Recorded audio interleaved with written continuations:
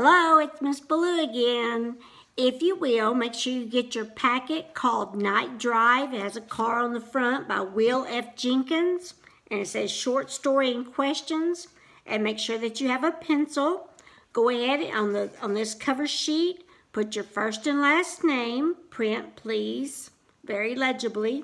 Put your grade and put your pod. And today is Wednesday, May 13th, and so we're going to be reading a literature story, a short story.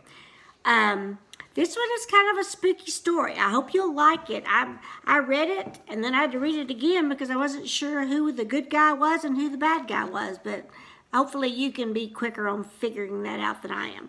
Okay, follow along. Night Drive by Will F. Jenkins. Okay, turn to the cover page and look at page 1. Madge was all ready and in the act of turning out the living room lights when the telephone rang. She picked it up, and Mr. Tabor identified himself. He sounded as if he had a bad cold. Madge barely knew him, but in a small town, people don't stand on ceremony. He said apologetically that his niece Eunice had stopped in town to see him this afternoon, and he had heard that Madge, he called her Mrs. Haley, of course, was driving over to Gloucester tonight. It was an imposition, which means he was being kind of pushy. It was an imposition for him to ask, but it would be a great favor if she'd let his niece ride with her. Madge felt uncomfortable. For Mr. Tabor to mention the Gloucester Road would make anybody uncomfortable, but she said cordially that she'd be glad to give his niece a lift. I was just about to leave, though, she said. I hope she can be ready fairly soon. She's ready now, Mrs. Haley, said Mr. Tabor's muffled voice over the phone. She'll be waiting for you on the porch. I have to leave, so I'll thank you now on her behalf. He hung up, and Madge felt that twinge of uneasiness, which comes of being reminded of something one would rather not remember. She turned off the light and went out to the car feeling queasy. No woman liked to think about Mrs. Tabor before driving in a car at night alone. There was the other girl, too, but it wasn't quite the same thing. Nobody knew who the other girl was or how it had happened. But Madge had known Mrs. Tabor. The car started briskly, and she went 2 blocks underneath the trees and one to the right, and there was a lonely-looking figure sitting on the steps of Mr. Tabor's already dark house. As Madge pulled into the curb, the figure picked up a small suitcase and came forward. Madge opened the right-hand door. "You're Eunice?" she asked cheerfully. "I'm Mrs. Haley." "It's very good of you," the girl said in a flat voice. "I thought it was a lot for my uncle to ask." "Nonsense," said Madge. I'm glad to have company. Put your bag in the back seat and climb up here with me." The girl obeyed silently. She was a little angular and a little clumsy. Her hat was severely plain. She wore spectacles, which are glasses, that seemed to be tinted even at night. She sat primly, her hands folded on her lap as Madge turned and headed out of town. It was a really beautiful night with all the nice summery smells that make one glad to be alive and glad that it's cool and dark.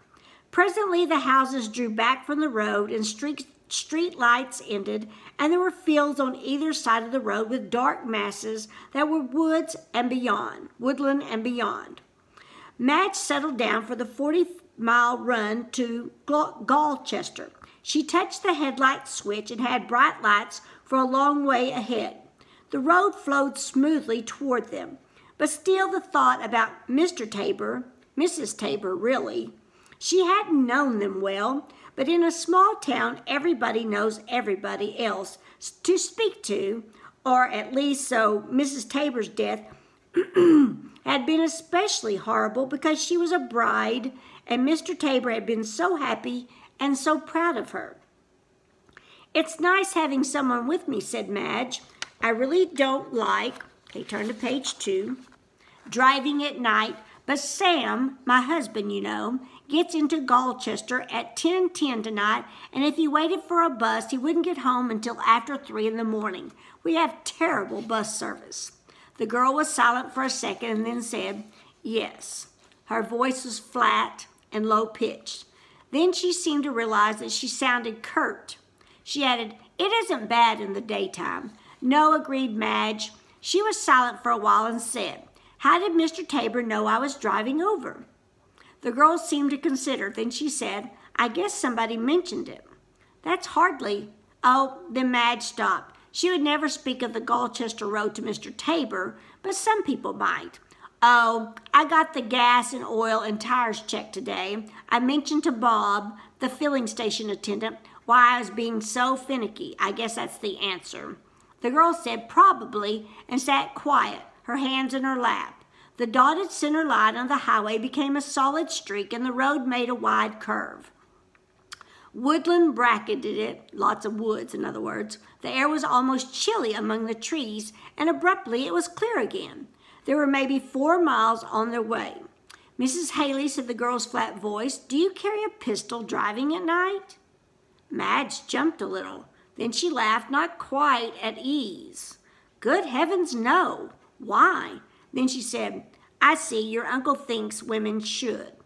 She felt scared. She was going to drive over the highway on which Mrs. Tabor had been killed a year before. There had never been any clue to the killer. It was just assumed that somehow Mrs. Tabor, on her way to meet her husband too, had been persuaded to stop her car and pick someone up. The car was found ultimately. It had been sprinkled with gasoline and set on fire, and any clues it might have yielded were destroyed. Mrs. Tabor herself had been bludgeoned to death. Do you know what bludgeon means? It means like with a heavy object and they beat her to death. Sorry, kind of blunt. There were other details, but that was the way the local paper phrased it. And Madge couldn't understand how her husband kept on living in the same town and in the very house to which he had brought Mrs. Tabor as a bride. She heard herself saying with morbid interest, he and Mrs. Tabor hadn't been married long, had they? About 3 months, said the girl tonelessly. She added in the same expressionless manner, we're near the turnoff, aren't we? Why, yes, said Madge. She grew confused. One didn't remember Mr. Tabor's niece ever visiting him before, and she had more or less assumed that she was a complete stranger. As far as that went, Mr. Tabor wasn't a long-time resident himself. He'd come to town a little more than a year ago to accept a rather good position. 3 months later, he married and brought his bride to a bungalow, which is a nice little house that he had bought. Only 3 months later still, Mrs. Tabor drove on her way to Gloucester one night, but never reached her destination. Madge shivered at the thought of what she had heard about that killing. Her most vivid single memory of Mr. Tabor was the first time she had seen him after the murder. He was a small man, and he'd looked shrunken and mummy-like. But he didn't, okay, let's turn to page 3. He didn't leave town. He stayed on, living in the house he'd spent his honeymoon in. Madge couldn't understand his doing that. The car came to the turnoff. There was nothing conspicuous about it. It was just a secondary road, well paved enough, that branched off the main highway and wound around country to Gloucester. In 35 miles, there was one crossroads store and maybe 4 or 5 farmhouses, which could be seen from the highway. Most of the road's length ran through the woodland. Madge turned into it. Within a quarter of a mile, tall and columnar tree trunks engulfed the road. The air was fragrant with the aromatic smell of dropped pine tags and cones.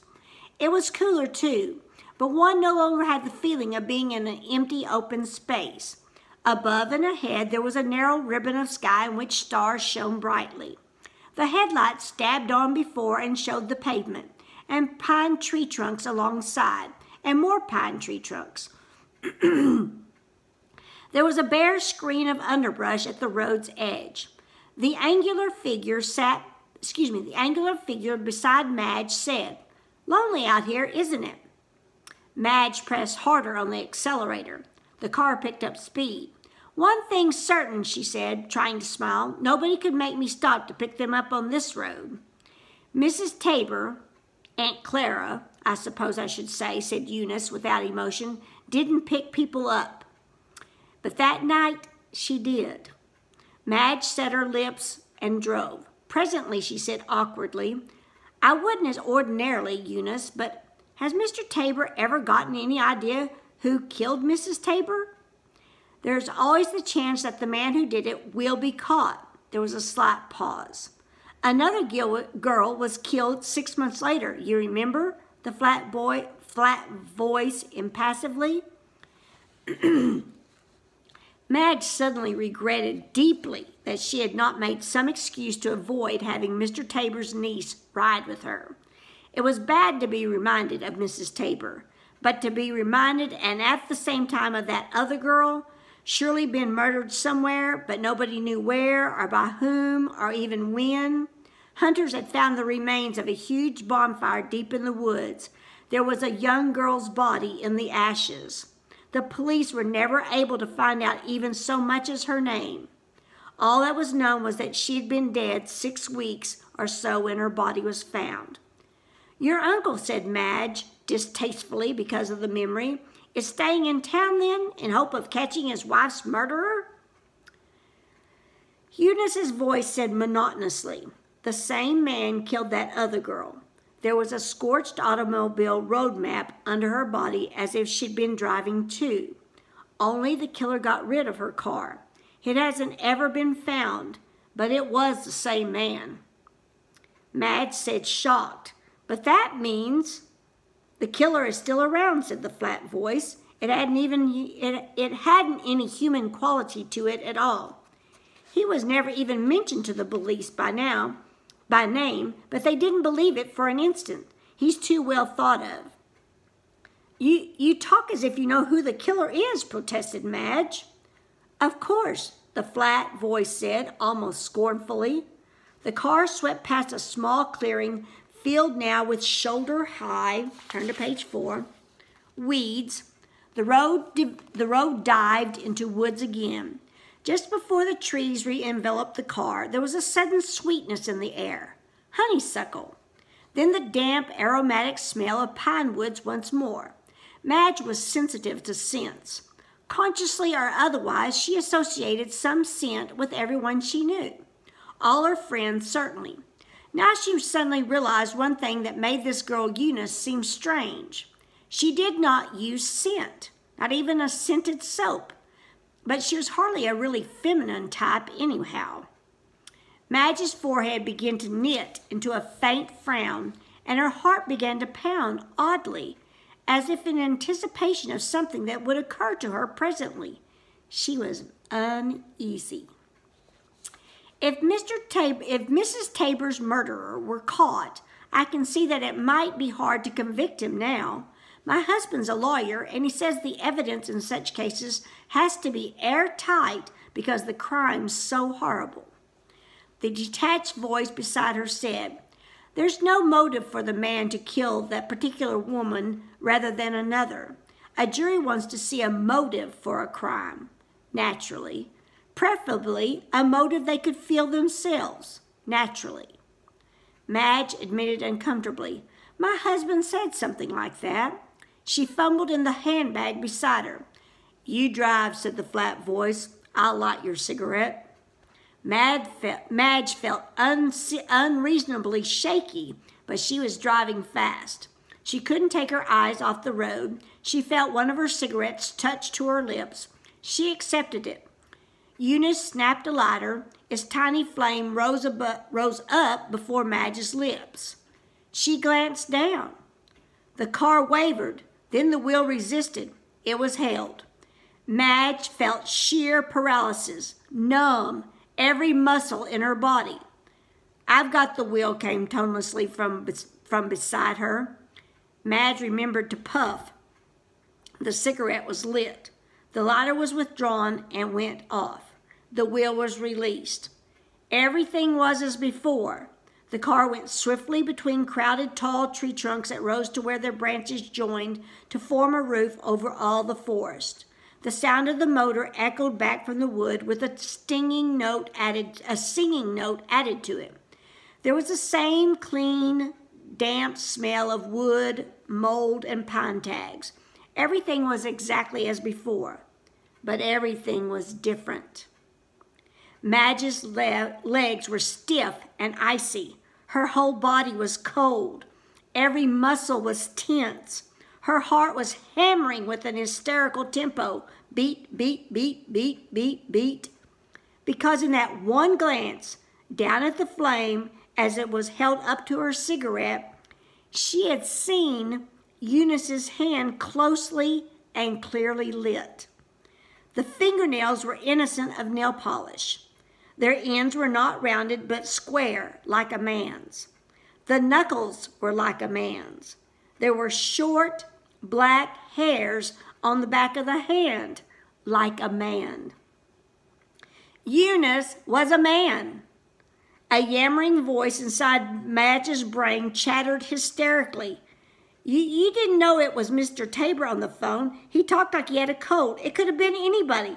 It wasn't Mr. Tabor at all. It was somebody who wanted to ride with you. He called you and sat on Mr. Tabor's front steps and waited for you. It's the way Mrs. Tabor was killed. There was a light by the side of the road ahead. Numbed as she was, turn the page, Madge drove on blindly. She saw other lights, which were windows, and dumbly knew that it was the single store between the cutoff and Galchester. But she was a quarter of a mile beyond it when she realized that she could have stopped there. She could have swerved the car and crashed it against something, and people would have run out, and she would have been safe. Injured, perhaps, or even killed, but at any rate safe from the man who sat beside her in the appearance of a woman with tinted spectacles and an unbecoming hat and a flat and toneless voice. But it was too late now. Before she fully realized her lost opportunity, it was gone forever. She was driving on through the night with the muscles of her throat constricted and an icy horror filling all of her veins. It was a beautiful night. It was a warm and arduous and softly romantic night. The car sped through the darkness, its headlights flaring before it, and now and again a moth fluttered helplessly in their rays, and once there was something feral glittering by the roadside, and as the car sped past it, it could be seen to be a cat, miles from any house, crouching in the grass at the gravel's edge. It had stared at the approaching car, and its eyes had reflected the headlights. Women really ought to carry pistols when they drive it now at night, said the passionless voice beside her, but maybe they wouldn't have the nerve to use them. Madge made an inarticulate sound. Then a desperate cunning came to her. If she could keep him in talk. I doubt that I could shoot anyone, she said. Listening to her own voice, she was astounded. It sounded quite human. It was almost convincing. I couldn't imagine harming a human being. The uninflected voice said meditatively, I don't know that man who killed Mrs. Tabor, and that girl would be called human. Possibly he couldn't help it. But there used to be stories about werewolves. Madge said quickly while her tongue tried to cleave to the roof of her mouth. Oh, but that's nonsense. People can't turn into wolves. Some people turn into something, said the figure beside her. It spoke without heat. They aren't insane. I think they're cursed. Once in a year or once in 6 months, they feel something stirring inside them. Their eyes change. They grow bright and restless and terribly intent. The accursed ones feel a horrible, unspeakable tension inside. They're obsessed and they have to kill. It's kind of talking like a serial killer, talking about a serial killer. Madge expected to hear herself scream, but her voice said brightly while she felt horror unspeakable. Then the psychiatrist ought to watch out for bright-eyed people, don't you think? But they're cunning, said the figure softly. They don't let anybody notice their eyes. The head with its unbecoming woman's hat turned in the dim light from the instrument board. The tinted spectacles, which were like sunglasses worn at night, regarded Madge with a monstrous unhumanness. She could not see the eyes behind them. There was the plain, angular outline of a face, and merely the seeming of two holes for eyes. "You see," said the voice confidentially, "I've studied them. I've wanted to understand. And it seems that there have always been such people.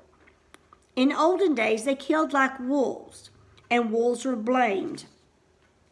But no wolves," turn to page 6, "were ever as clever as they were.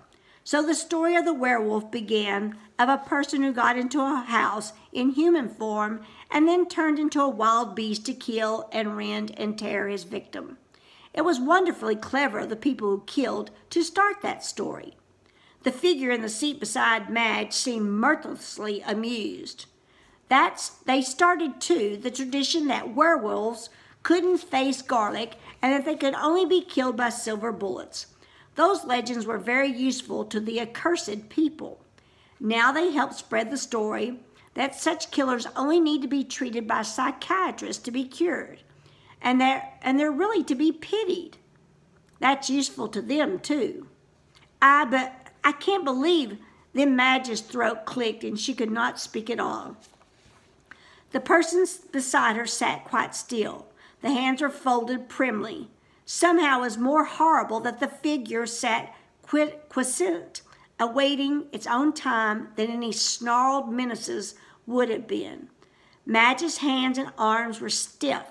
They did not tremble because they were paralyzed, but the wheel did not waver. Automatically, her body moved to keep the car in the road. "I suppose they're frightened after they have killed," said the figure reflectively. "They would be, but they learn cunning. They never live in one place very long. They kill once or twice or maybe 3 times, and then they move away. But they're very nice people, and their friends are sorry to see them go. They go to church, and they act like everybody else, but they never dare get too prosperous," which means rich. When you're prosperous, you can't move on easily.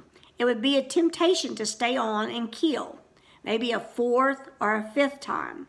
That wouldn't be wise. Oh, they're cunning. They have to be because they're cursed. The wood broke away from one side of the road. Far, far away, a single unwinking dot of light told of an isolated farmhouse far from any neighbors. Then the trees closed in once more, and Madge knew that from here to the very outskirts of Gloucester there would be no other light. She heard a voice say brightly, "Oh, well, let's talk of something else. Why choose such a gruesome subject, Eunice?" "Mrs. Tabor was killed somewhere along here," said the voice softly. Then Madge's hands began to shake. It was not a mere trembling, but an uncontrollable shake. The road was very strange here, and a long way ahead there was a light. She pressed on the accelerator and forced herself, offering an agonized prayer that the man beside her in a woman's dress wouldn't notice until she had caught up with it. And then she would scream and swerve in front of it and brake. But the toneless voice said, "You had your car checked today, Mrs. Haley. You mentioned it at the filling station that it was because you would be driving to meet your husband on the 10:10 train in Gloucester. That wasn't discreet." In other words, she really shouldn't be telling her business, just talking, but most of us do. If we, it's our same mechanic, she trusts him, she knows him, he's her friend, so she, just was telling him. "People still talk about Mrs. Tabor's murder. The filling station boy mentioned that you'd be driving the same way tonight, the same way she did. If the killer heard about it..." Madge tried hysterically to keep him talking until she caught up with whatever was ahead. "Oh, but I'm sure no one would think." "Someone would," murmured the figure with the tinted spectacles that, turn to page 7, that hid its eyes to make it unrecognizable. Someone who was obsessed, who was accursed, who felt a horrible, unbearable tension inside. Someone who knew the time had come when he had to kill. So that's how serial killers work. Why, said Madge brightly and gasped for breath between every word. Why, you speak as if someone planned to kill me. I wouldn't be surprised. I wouldn't be surprised at all, the figure beside her said softly. Then the voice changed. There's something on the road ahead. Madge made a sound which by no possibility could be considered a word. It was merely a noise formed by her throat and lips. It looks like an accident, said the figure beside her tensely. If someone's hurt. The light was not moving. She overhauled it swiftly. She knew she was ashen white now and that her throat was dry. But if she could only get to where someone else was, no matter who, then she knew not only what was in the road ahead, but who. It was the red motorcycle in which the young man, Bob, at the filling station dashed madly about the countryside during his time off. It lay on the road, its lights still shining brightly, slanting across the road. There was Bob, limping out into the bright glare and spreading out his arms in a plea for the car to stop. There was an improvised bandage on one leg. I've got to stop, Madge said, choking. I know him. It's Bob at the filling station. He checked my car today. The figure beside her seemed to relax. A crazy, frantic hope came to Madge. The masquerading man must be armed, but he would hesitate to try to kill two people, a man and woman together, where a woman alone would be a certain victim. Maybe if she could get Bob into the car, the figure that pretended to be Eunice might sit quietly and get out of the car in Gloucester, and nothing would happen at all. The brakes squealed shrilly. The car stopped. There was some spilled gasoline on the road. There was Bob, limping, almost hopping in the headlight rays. He came to the window beside Madge. Mrs. Haley, he said, relieved, I was hoping you'd be coming along behind me instead of having gone on ahead. I hit something in the road and skidded, and my leg's all messed up. He stopped. He had seen that Madge was not alone. She said unsteadily, Bob, this is Eunice. She's Mr. Tabor's niece. She's riding in Gloucester with me. Oh, said Bob. Get in the back seat, said Madge feverishly. You'll want a doctor. I'll rush you over to Gloucester. Bob hesitated. Then he said, I don't know. I hate to leave my motorcycle. There's nothing really the matter with it. All I need is somebody to help me stand it up. With one bum leg, I can't do it. But I don't need much help. It's not too heavy. The soft, emotionless voice beside Madge said, I'll help. I've got a pair of work gloves in my suitcase. Now, is that not strange for a young girl to have work gloves in her suitcase? It is. I'll get them out and help if you'll pull up a little so you won't block the road, Mrs. Haley. Madge was wrenched by agonizing hope. She pulled ahead and over to the side of the road. Okay, turn to page 8. The figure in the car said softly, a little farther, don't stop the motor, Mrs. Haley. Then the right-hand door was open. The angular figure, that's Eunice, was getting out. It opened the back door and pulled out the small suitcase. Bob went hopping back to his motorcycle to wait. And then the figure of Eunice, which was not Eunice, said with an extraordinarily hushed passion, Mrs. Haley, I'm not a woman. I'm John Tabor.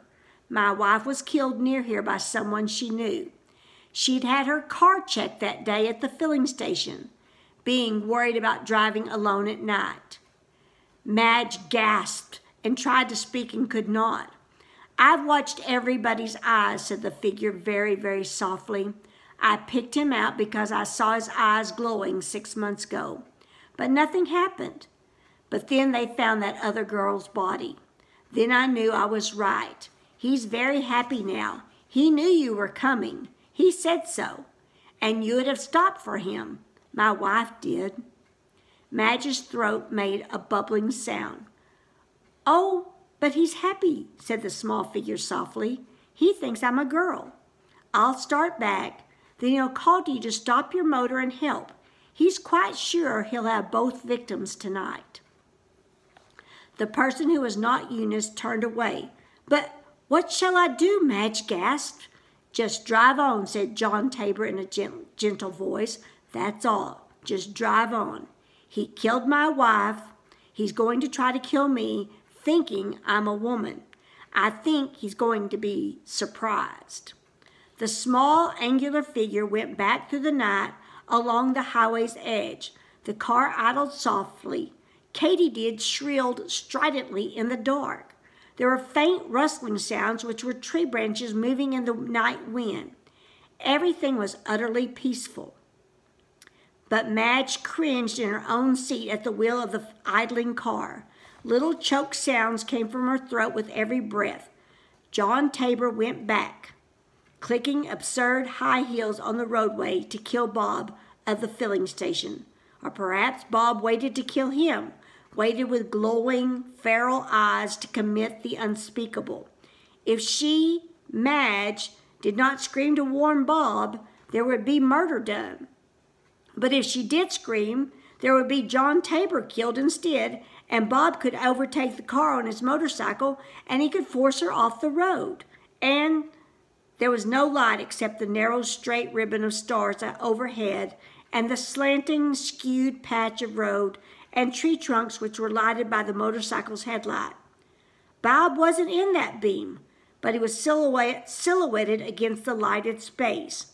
He watched the small, skirted figure as it approached him, and as Madge looked, whimpering senselessly, Bob seemed to change. He was a black shape against a lighted black background. And the shape changed, very gradually and very terribly, from that of a tall and well-made young man favoring an injured leg to a crouched horror which was wholly animal, an embodiment of bloodlust. The outlines of humanity remained, but one of the arms moved slowly, and it came back into silhouette, holding something drawn from a hiding place. It was a bludgeon, like could be a tire iron, could be a big piece of wood, a club, a thing with which to batter in lustful frenzy at a body helpless, turn to page 9, helpless to resist any longer. The hand held it, swayed it gently back and forth, making ready. Then a voice came, but the voice was wholly human and humorously appealing and productive of stark hysteria because it told of cunning past all madness. Mrs. Haley called the voice cheerfully. "If you'll turn off your motor and come help too, it won't be any job at all to get the bike up and going." Madge's heart stopped beating. The crouched figure moved toward the blob of light print dress, which was Eunice, but which was not Eunice. It was the crouched figure moved with a swift, rolling, ape-like gait toward the angular small figure that Bob from the filling station thought was a girl. And it did not limp. The injured leg was a trick, too. Then there was a sound in the darkness. Madge let in the clutch. It was her body that did it, taking charge while her mind screamed soundlessly. It was her body which drove within an insane skill and speed away from that place. She never remembered driving the 10 miles to Colchester. Her mind was gibbering that this was the way Mrs. Tabor had been killed. She had stopped at the filling station as Madge had done to check her car for the night drive. She had chatted with Bob as Madge had done and told him why. And Bob had been respectful and friendly, as with Madge, and did not let her see his eyes. The unknown girl, too, had been driving through. She had stopped for gasoline, no doubt. Maybe she'd asked about the roads, and Bob had been respectful and friendly and helpful, keeping his eyes averted. And ever since then, Mr. Tabor had been watching the eyes of all the people in the town, and he had seen that horrible glitter only once. But Bob had been too cunning for him, and he wasn't sure he was right until the body of the unknown girl was found weeks later. And then there was nothing for the police to go on. Mr. Tabor's talk of glittering eyes wasn't enough even to justify an investigation. It wasn't anything at all. So Mr. Tabor could only wait patiently for that glitter to come into Bob's eyes again, and then find out what woman would be driving alone and drive with her. He even had to pretend to be a girl, or Bob would have been too cunning to attempt any crime. Madge drove like a mad woman until the lights of Gloucester showed through the trees. Then her body slowed the car and took it sedately into Gloucester, and even stopped at the town's one red traffic light, and parked it with trembling precision by the railroad station where her husband would presently descend. Then she sat still, shaking. She couldn't speak. She couldn't tell anyone. But she clung hysterically to her husband when he arrived. He drove back home the long way. She wouldn't go through the cutoff, concerned over the terror she couldn't attempt to explain. She wasn't able to tell him until the next day. Then she wept horribly. He went out. An hour later, he came back very white. Bob isn't back at the filling station, he said sternly. He told his boss last night he was leaving. Mr. Tabor is at his desk in the mill. Nothing's happened. Nothing. Understand? And that was one time that Madge obeyed her husband. She stayed, turn the page, indoors for days, shivering. The first time she went out, she saw Mr. Tabor on the street. He lifted his hat politely. She nodded distantly and hurried on. He moved to another town shortly after that. Woo! Scary, scary. So Mr. Tabor moved to another town because why? Because he was done with finding out who killed his wife. Okay, now, if you'll turn to the next page, this says Night Drive Comprehension Questions. You can use your story, go back and flip through it. You can work with a partner. You can work with a group. Somebody can stand up and be the leader, and you can go through all the questions together. I don't care how you do it, but just simply read the question and put your answer underneath it. Okay? I hope you enjoyed that story. I found it very scary. In fact, I had to read it twice because I still couldn't decide if I thought it was Mr. Tabor was the killer or if Bob was the killer. So we all know that it was Bob. Anyway, I hope you have a great day. I love you. I miss you so very much, and I can't wait to see you. Take care of each other and be good. Bye-bye.